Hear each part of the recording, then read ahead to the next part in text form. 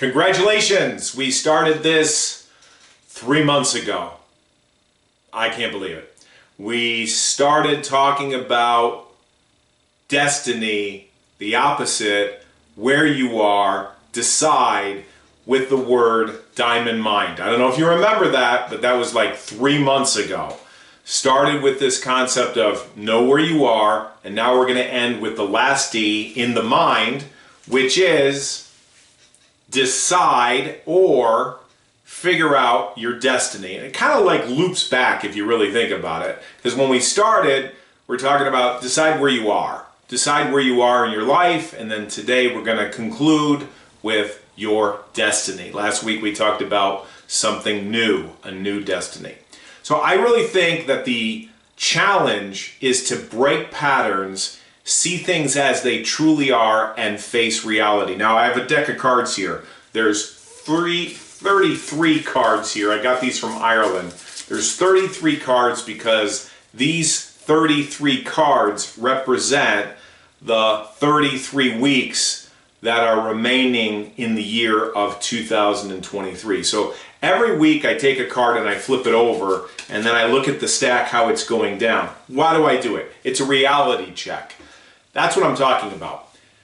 Destiny really has to do with figuring out, as we did 12 weeks ago, where you are in your life, where you are in your finances, your relationships, anything that's important to you, getting really clear, really focused where you are, on your weight, your health, anything that's important to you. And then so today we're talking about creating this destiny of becoming more. Now, if you think about it, every single person is dealt a hand, some cards, and it's really how you play it. Some people don't play it really well, and some people do really well. But at the end, you know, all we have is birth and the day we die. It's like, you probably heard this before, the dash. You have the date of your birth, you have the dash, which is in the middle, and then you have the day that you pass away. If you've ever been at a funeral, and I'm sure you have, that's what you see. You see a person's date, and you also see if there's a eulogy, someone kind of like summarizing a person's life. I was just at my Aunt Sarah's funeral not too long ago, and my cousin got up and gave a eulogy. I don't necessarily like eulogies. People get emotional. It's hard for them to get through it, but my cousin did a great job. He kind of summarized my aunt's life, his mom's life, which is not easy. So how do you create a destiny? Well, I think the first thing is to be aware of where you're at, and then create what I would call a log line, or maybe, if you really want to get at it, an obituary. I know it sounds crazy, but by writing these things down, you tend to focus on where you want to be in your life. So as I was telling you, when my cousin got up and shared a little bit, maybe 5-7 minutes about his mom, my aunt, he gave a summary of her life. Now, if you're listening to me now or you're watching me now, I assume you're alive, right? Why not write your own obituary? Why not write your own log line? Now, a log line is, you know, someone's going to pitch a movie or a book or some kind of idea to producers, so they come up with a sentence or a paragraph that explains the main character in the story, the conflict in the story, the transformation, and it's really clear. It's only a couple sentences. It's not long. Is it possible for you to do that? Yeah, I learned this from Donald Miller. I love the idea of looking at your life as a story. I love the idea of looking at your life as the hero's journey or a story, understanding that there's going to be conflict and how you overcame the conflict. Let's face it. Most people, if you're like me, you can probably relate. We've all gone through trauma or stress or things that have set us back. Two reactions. One is to be a victim. Oh, woe is me. You know, this was terrible. The other is a person talks about what happened to them and then somehow they overcame it. You know, it was transformational, right? That's the hero's journey. So wouldn't it be nice to create your destiny first on paper? And the way to do it is to get really quiet and create what is called in the movie business a log line. a little sentence, a little paragraph of who you are, what you overcame, and how you overcame it so that you would hook people to know more about your life. I mean, imagine somebody goes to your funeral and they get up and they read a eulogy and people are bored out of their mind. Or, you know, someone knows about your life and they're bored out of their mind. Or maybe you're bored out of your mind. So what do you do to create a greater destiny? Well, we're all going to pass away. We're all going to have a date that they're going to give us on our tombstone next to that dash. But what's the dash going to look like? What is that going to be like? So you start with a log line. It's something I've done about 1.5 years, 2 years ago. And then out of that, I challenge you to create an obituary. It could be a page. Now, it's not easy to do because you're going to want to write, you know, everything that ever happened to you, which, now think about it, anybody that puts together a movie or a book, they're taking a lot of things out. A lot of things are taken out of the book or out of the movie. Not everything is in the book, not everything is in the movie. So you have to start with the premise of who you were, your past, conflict that you overcame. You know, my father, for instance, he grew up in the Depression era. He lost his mom when he was 5 years old. His son died, his wife died, my mom died. So, you know, that's conflict. That's conflict. You know, everybody faces that. If you're Batman or Superman, your parents die when you're young. That's just how the story starts.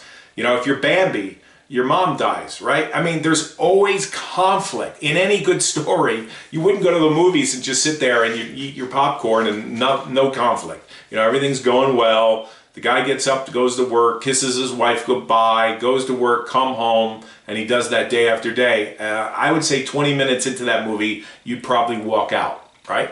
There has to be some kind of conflict. There has to be some kind of problem. And then what happens? The hero overcomes the problem. So focusing on a new destiny means getting real about where you are now, creating a log line, and then out of that, creating an obituary.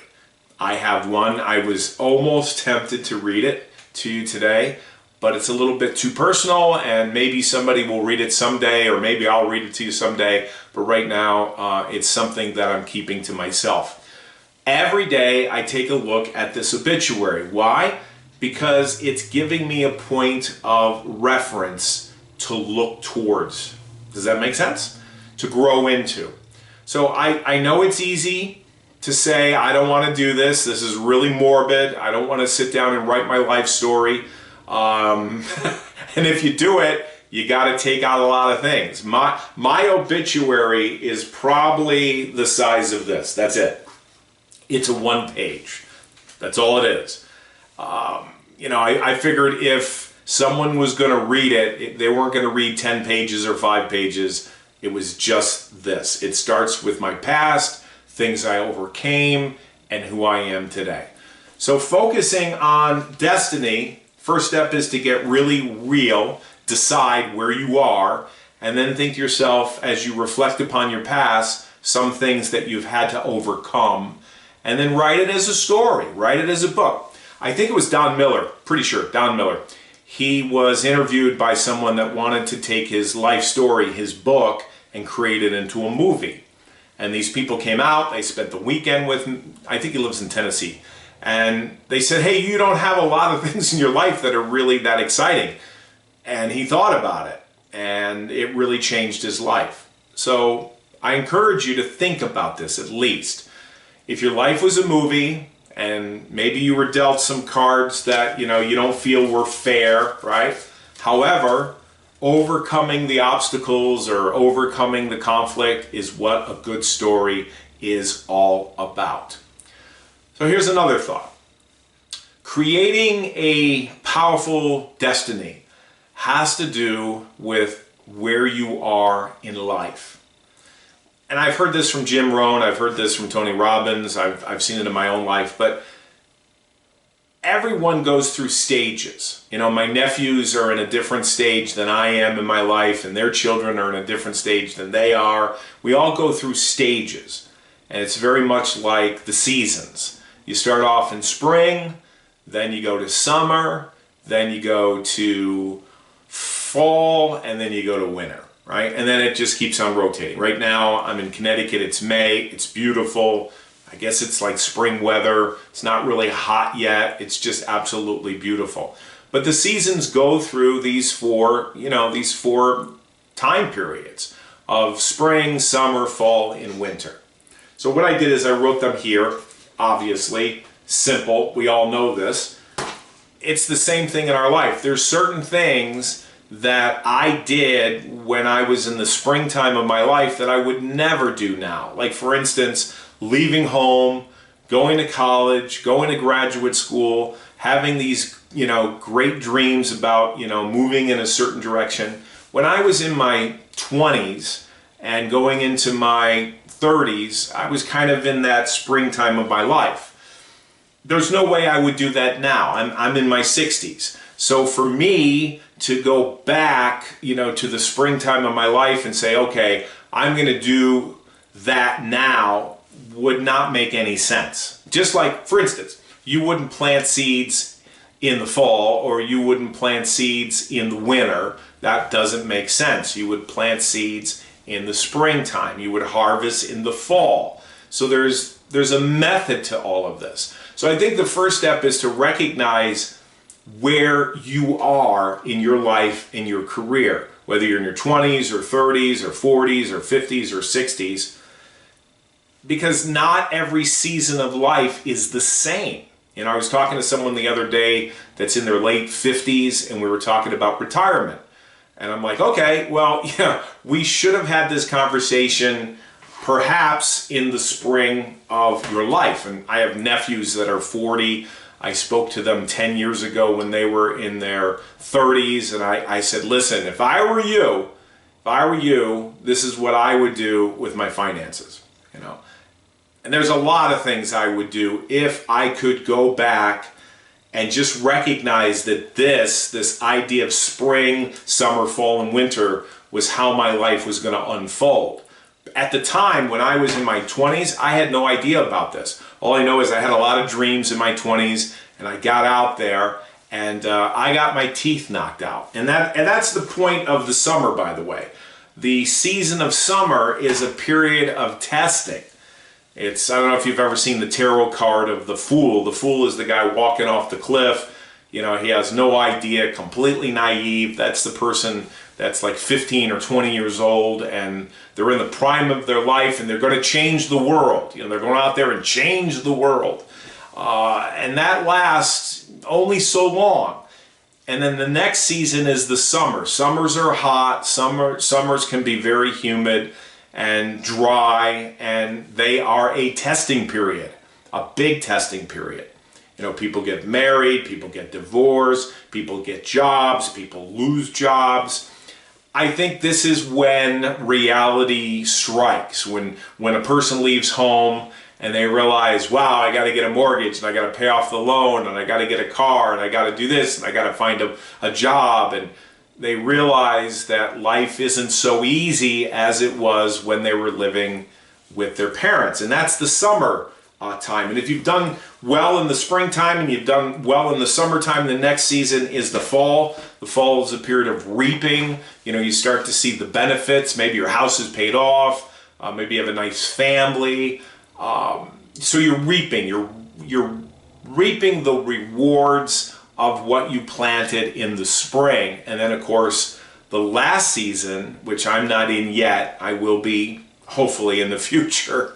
I don't want to push it too fast. The winter time is a time to reflect and to give back, perhaps. It's a time of wisdom. If you've done everything right as far as planting in the spring and getting through the tests of the summer and persevering and reaping in the fall, well, the time of winter is, well, for me, it's contemplation, really.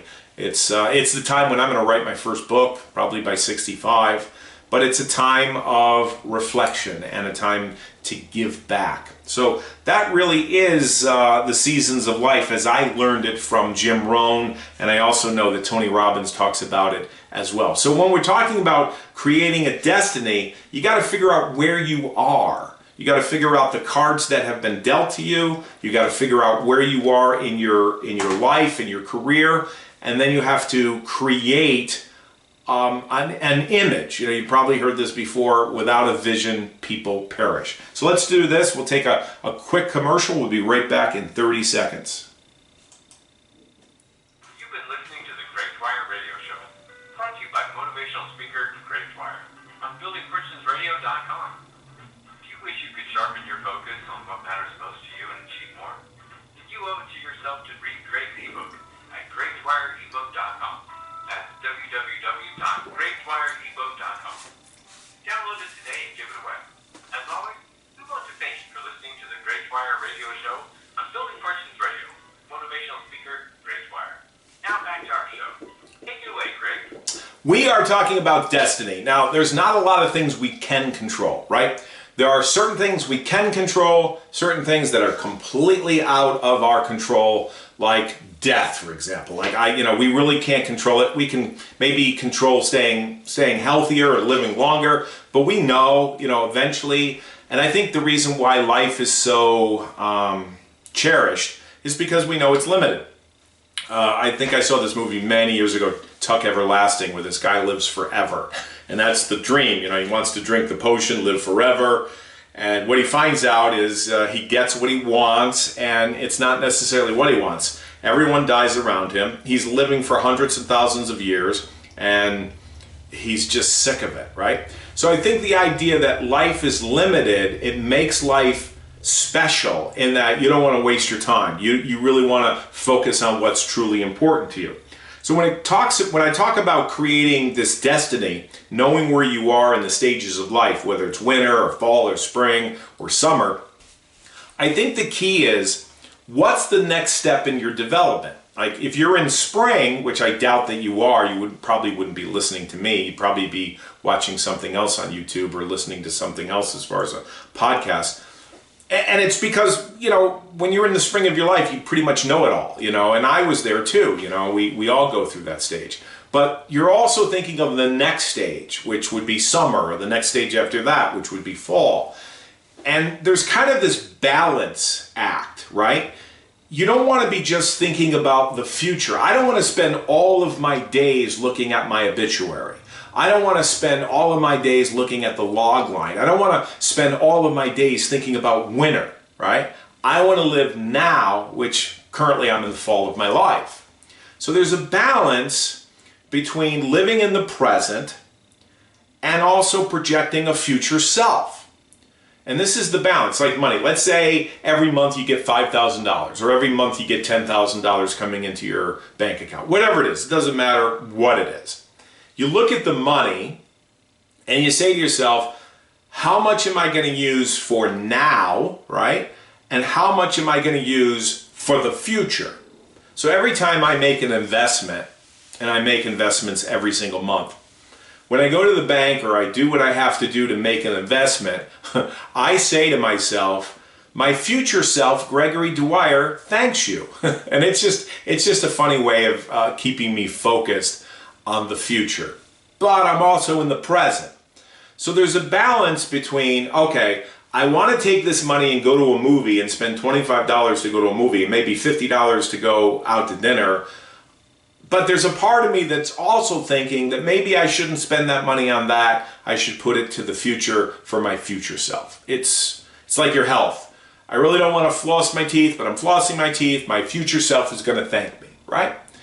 So when I think about creating a new destiny, I think it begins with the obituary, with the log line, and having an idea in your mind of what you want to move towards in the next phase of your life. Like if you're in the fall like me, you're thinking about the winter. Just the other day I was talking to a friend of mine and we were talking about places to retire, and I started looking at, the United States and then other places outside of the United States to retire. So here I am in Connecticut, loving it, but at the same time I'm thinking about where I'm going to move to retire, what I'm going to do in my retirement. So it's this balance between myself right now, yourself right now, and at the same time thinking about your future self. When it comes to your destiny, to get closer and closer and closer to it, all you have to ask yourself is, what is your future self going to say? Like if you want to retire in Florida, or you want to retire in Mexico or Tennessee or whatever you want to do, and you're spending all of your money, like you're going to the casino every weekend, or you're just buying stuff on Amazon every day, like you get money coming in monthly, but you basically spend it down to zero and you haven't saved anything.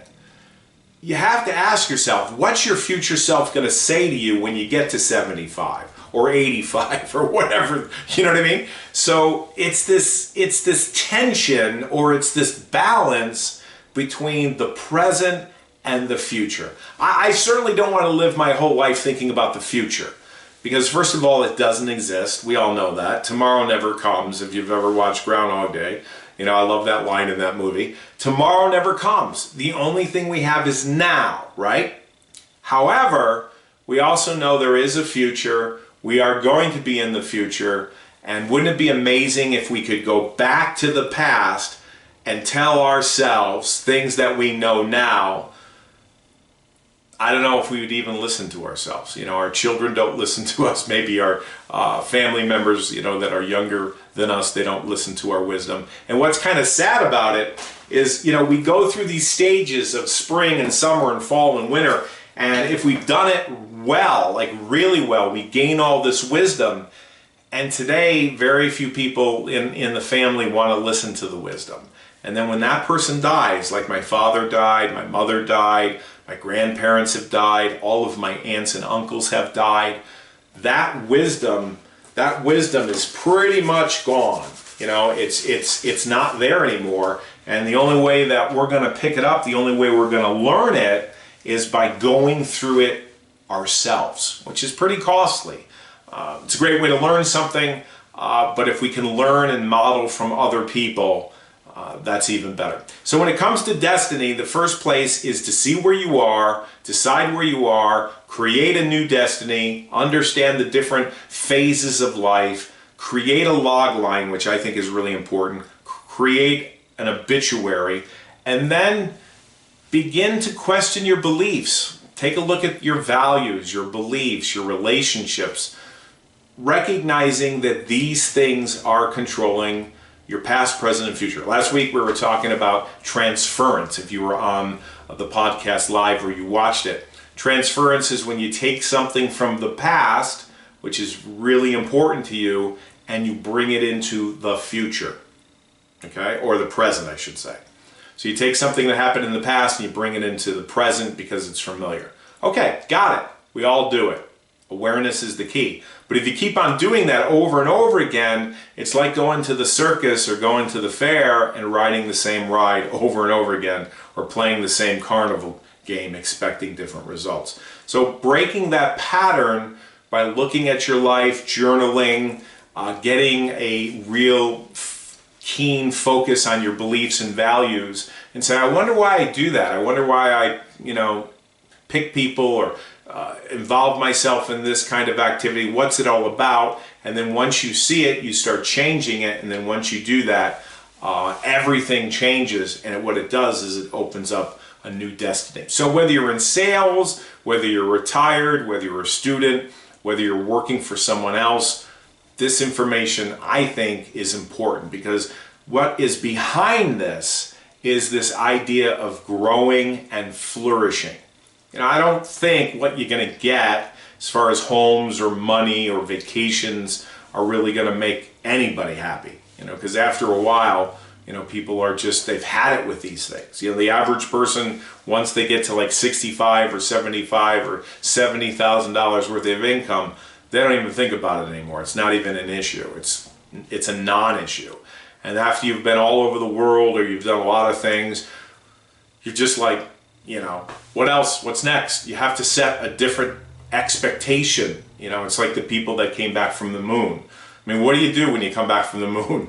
You go to the moon. I remember that in the 60s. And these guys came back, they were depressed, they were drinking, they were not happy, because you have to set another goal, because what I think really is going to make you happy is growing. growing, flourishing, living up to your potential, unlock your potential, that sort of thing. And then ultimately, I do believe it has to do with giving back. I think what we'll remember in our life is the magic moments that we had with other people in our relationships as we gave back to them, as we contributed to them.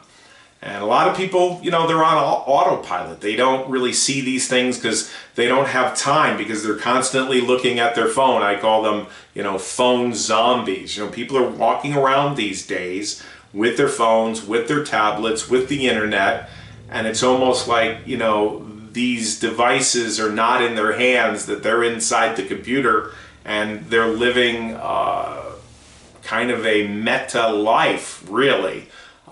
And so what this allows us to do is to stop, take a breath, and say, you know, where do I want to be? You know, where do I want to be in 2 years? Or where do I want to be in 5 years? Or where do I want to be in 10 years? Where am I in the seasons of life? Is it spring? Is it summer? Is it fall? Is it winter? And how do I stay grounded in the present, but at the same time have a vision of a destiny that I want to reach to, that I want to grow towards? So again, I think the challenge here is the balance. The balance between living in the present, smelling the roses, being with people, living your life, and at the same time knowing that you want to, you know, you want to grow, you want to get to the next level, whether that's fall to winter or whether it's spring to summer. And that is in the back of your mind. And because it's in the back of your mind, it's going to impact the decisions you make. You're going to say yes, you're going to say no. You're going to say no to this, yes to this. Why? No to the donut, yes to the broccoli, right? Not spending all your money because your future self is looking for money for retirement. So it's that balance between the two things. And then recognizing that every single one of us is given a hand to play. Every one of us. It's the date at the beginning of our life. It's the date at the end of our life. And the only thing that we might have a little bit of control with is the dash between the dates. So when I talk about the importance of focus, that's the question I have for you. What is important to you right now in your life? As you're watching this, as you're listening to this, what is important to you? And then recognize that that's how you're living your life. That's the lens by which you're seeing everything, and that's the lens which is having you make different decisions about what you want to do, where you want to go, and how you see the world. So lastly, let me just put in a fast commercial, 2 commercials. One is we're planning to go to Scotland next year. If you have an interest, it is April 3rd. It is 3 days after Easter. If you have an interest, just send me an email at greg@gregdwyer.com. And the other one is I have an ebook that I wrote many years ago. It's evergreen. It's great. I don't even ask for your email. All you have to do is go to www.gregdwyerebook.com. And when you do that, you just simply get into the document, which is a 12-page document, which will talk about how to use your mind. So over the last 12 weeks, the last 3 months, we've been talking about Diamond Mind. Every single letter has been an aspect of this half-an-hour podcast or call. It's my hope that this will help you stay focused. Most people, when they talk about focus, they focus on the fact that you need to consciously do something. It's more than that. It's how you think and it's how you focus. That's the key. All right, we'll talk to you next week. Thanks, everyone. You've been listening to the Greg Dwyer Radio Show, brought to you by motivational speaker Greg Dwyer on buildingpersonsradio.com. Check out Greg at gregdwyer.com. Be sure to download his ebook at gregdwyerebook.com to stay focused on what matters most to you. That's www.gregdwyerebook.com. We want to thank you for listening, and go make a difference in your